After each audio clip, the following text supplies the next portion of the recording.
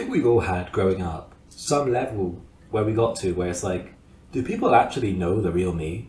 Like, do people actually know my real thoughts, my real feelings, my real desires, my real everything? Is there anyone who actually knows all that stuff?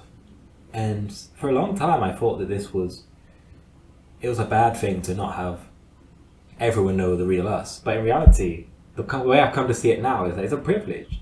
It's a privilege for other people to be close to you enough to know your deeper thoughts, your inner thoughts, the things that you keep private, because those things shouldn't be shared with everyone. I really don't think they need to be. There's a lot of talk today about being vulnerable and everything. I think there's good times to be vulnerable, but I really think there's bad times to be vulnerable too. If the people around you are people who you know can't be trusted with certain information, then you're not dumb for not sharing it. In fact, you're smart for not sharing it. We're all smart for not sharing that one thing that we got wrong with that person that we know is going to use that against us. Like, that's just a normal thing to do. It's a smart thing to do. It's the right thing to do. Especially because some people are worried about their whole friend group. They're like, oh, I'm not as close with my friend group as other people are. But in reality, when are you going to have a friend group where every single person is the type of person who you can speak all your deepest philosophies, your deepest thoughts to? When is that gonna happen? I've never seen that. There's always at least one or two people who you just know that this isn't the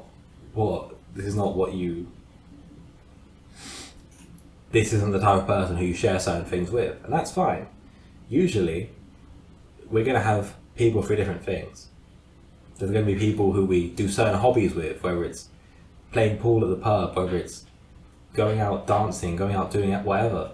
There's going to be people who we share deeper stuff with. That's completely fine.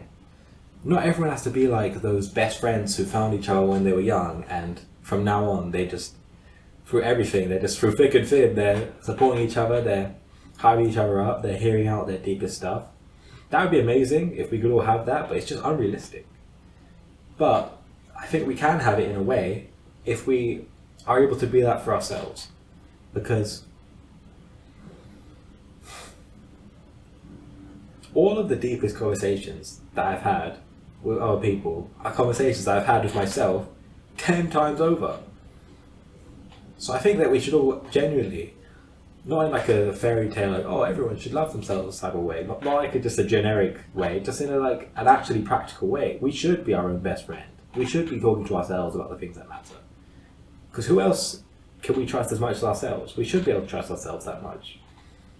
And yeah, self-trust is a whole other thing. Some people don't trust themselves, but you have time to figure it out. If you're that type of person who you don't know if you can trust yourself, or you don't know if you can be okay with your own thoughts for too long, the good news is that life is long. We have time to figure this out. We have time to get to know ourselves, get to know other people, figure out who we want in our lives and who we don't. And I think people underestimate that. There's a lot of talk about loving yourself first and all of that, as if it's some switch that you can just flip in your mind and instantly, oh, I love myself, I don't need anybody. But in reality, it's a process. And so if you're not that type of person now who isn't okay with being alone for so long, then you have time to learn. I think that's worth knowing. So the bottom line is, if people don't see the real you, that's fine. If you want people to see the real you, then you can find people like that. You can't force it, but you can find people like that. And you can find it in yourself. So at the end of the day, we can do something about it.